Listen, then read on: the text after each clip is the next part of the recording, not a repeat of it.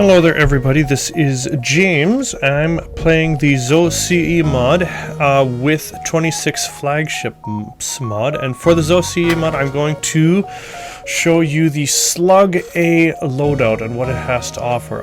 This is a very interesting ship. First of all, it doesn't have what the original Slug A had, which is no medbay. But what it does have is cloaking. The real question is why. That's an interesting thing to have. It's because if you look at the weapons loadout, there's actually a lot going on here. And so it all focuses around this thing, the bow beam. Takes 2 power, charges in 18 seconds, so quite a while. Stun 15 seconds, crew damage 15, and system damage 1. In other words, this will keep crew pretty much held fast permanently, damage them. It does no hull damage, but it will damage systems. So if you can get this to cut through, get the shields down, you can start slicing a ship in half with this on a regular basis. And then while the crew are all stunned, you just keep slicing till it's dead. The issue is you need to get the shields down, which is where the heavy scatter laser comes in.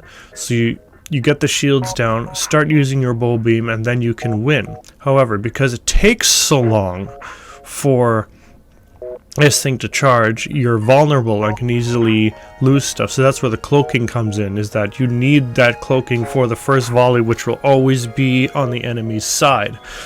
Once we get into higher shield ratings on our opponents, this is where this Firebomb Mark III comes in. Takes a long time to charge as well, but it will do 1 system damage, and it's only requiring 1 power. So that can take down the 1 shield. There's only 1 shield left, the heavy scatter laser knocks out the 1 shield bubble for a moment while the bow beam takes its shot. And so the strategy here is to kill the crew. That's the main thing. And here's something to note. One of the disintegration red, while using the Slug Cruiser, kill 3 enemy crew members with 1 shot from the anti-bio beam. I used to go to the Slug system with this loadout. Find the Slug special ship mission and take the anti-bio beam instead of the other option, which is to show me where the special ship is, so I could get an anti-bio beam and use it to complete this. I discovered later that actually this completion unlock actually applies to any beam at all, so the bow beam will work for that if you kill 3 dudes with it. So that tooltip really ought to be changed, but I thought I would let you know because you're not SOL for completing that just because you don't have an anti-bio beam. That would be a pretty lame way of constructing this ship. Anyway, in contrast with the Kestrel A, for example, where the mine launcher adds a lot of jumps, and the 2 other starting weapons are pretty good right up to the end of the game, so that's very long term. This ship is very short term. Like with only 1 shield piercing, maybe 2 with these weapons. This set is only going to be effective for a little while, and in my previous plays I've gotten rid of the bow beam by sector 5 maybe.